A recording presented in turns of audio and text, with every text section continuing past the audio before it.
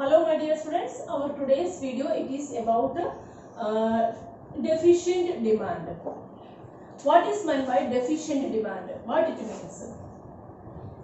See, an economy it is having a particular amount of capacity is there when it is utilizing its full amount of the resources. But when the aggregate demand is less, in that case we can say that that is our deficient demand. Otherwise there is a deficiency of demand. See, if we are doing the full utilization of the resources, then a particular amount of demand should be, otherwise an expected amount of demand is there. But when the demand is less, okay, when the demand is less, in that case what happens? A part of the resources will be remaining as underutilized. So when underutilized stage of the resources is there, then the aggregate, when we will call it as less aggregate demand, otherwise deficient aggregate demand. So always in the case of deficient aggregate demand, we can say that there is an unfulfilled resources are existing. A part of the resources are existing as underutilized.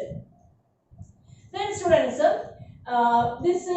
normally this less aggregated demand, that is denoted at the below. Otherwise there is a downshift of this. When we are looking at this diagrammatic presentation, x-axis that is representing income, otherwise GDP, and y-axis that is representing aggregate demand. Then this is this one ADF. So this ADF means that was the aggregate demand at the full employment stage. That much of capacity is there. But what happened? Now we are discussing about deficient aggregate demand. So in the case of this deficient aggregate demand, that is represented by a downward movement of this aggregate demand curve line. Okay, here this one ADP. So ADP means what? That is the planned aggregate demand. So this planned aggregate means though there is a capacity of ADF, what happened? We are producing only ADP only. So ADP means that is the downward movement. Otherwise here it is represented, that is a short aggregate aggregate demand curve. Okay, AD curve, that is a short aggregate demand that is representing. So it is, we can say that deficient demand means we can say that it is a situation when AD is short of aggregate supply corresponding to full employment in an economy. Then students, here the gap between EF, okay, the gap here between this ADF and ADP, otherwise the gap of EF, that is denoting the deficient aggregate demand. Then what are the consequences of deficient demand? The important consequences of deficient demand. Firstly, what is happening? Firstly, we can say that there is an underemployment equilibrium. Underemployment equilibrium means, see, imagine like the same only here. Once again, I presented here. See, if the full utilization of the resources that is taking place, and if there is enough amount of AD, okay, enough amount of the aggregated demand is there, in that case we can say that in fact it will be achieving the equilibrium at the place here EF, okay, E. That was supposed to be the equilibrium point, but now what happened? Aggregate demand is less only, so planned aggregate demand is less. So second one, this is the downward line, that is the planned aggregate demand. So as a result of that, I told you that a part of a part of the resources will be remaining as underutilized, and when it is remaining as underutilized, in that stage itself, the economy is achieving the equilibrium position. So here itself, in fact, the originally AD was equal, AD it is equal to AS at the stage of E. In fact, that was the equilibrium point. But now what happened? The equilibrium point that shifted backward, and at the stage here, point Q. Now what happened? This is the point Q, that is the equilibrium point. Okay, students. So underemployment equilibrium will be achieved. That is the first consequences of deficient demand. In fact, if imagine that if it is achieving the equilibrium at the position E, see OM, okay, this OM, it was supposed to be the equilibrium GDP. But now what happened? The equilibrium GDP, or there is also, we are able to experience a backward shift. Now what happened from OM here? Okay, from OM, the equilibrium GDP, that is moving backward, and now ON is the equilibrium GDP. So as a result of this deficient demand, what happened? This GDP means now even the equilibrium GDP, that also expressing, that is also presenting a backward shift. So that is the first point, students. Then the second one is deflationary gap. What is meant by deflationary gap? Deflationary gap means this is like here EF. Okay, that is the difference between the aggregate demand at the full employment and aggregate demand at the planned. Okay, the difference between planned and planned aggregate demand and full employment aggregate demand. The difference between these 2 points, that is expressing, that is presenting the deflationary gap. So students, as a result of this deflationary gap, what will happen? How it will be? If it will be making some changes, otherwise how it influences the economy. So as when the amount of this aggregate demand is less, in that case we can say that there is a undesired stock will be collected in the economy, because now means actually from the side of the consumers also, actually the demand is less. Okay, so when the demand is less, in that case what happens?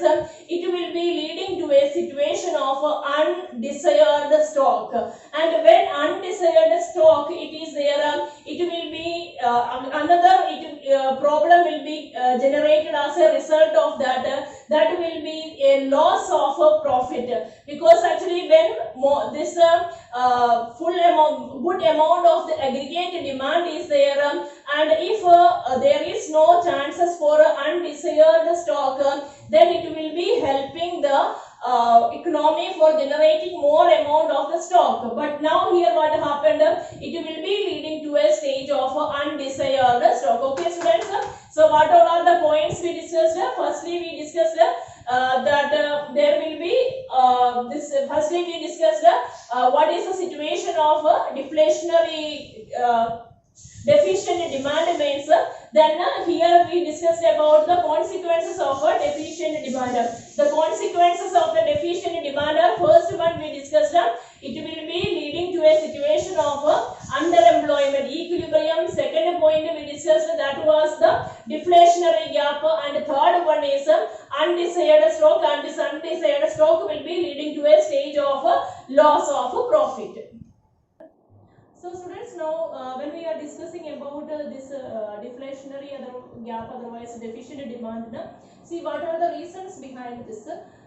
Firstly, see, when discussed about aggregated demand, firstly, then I told you that AD is equal to, you may be remembering, C plus I plus G plus X minus M.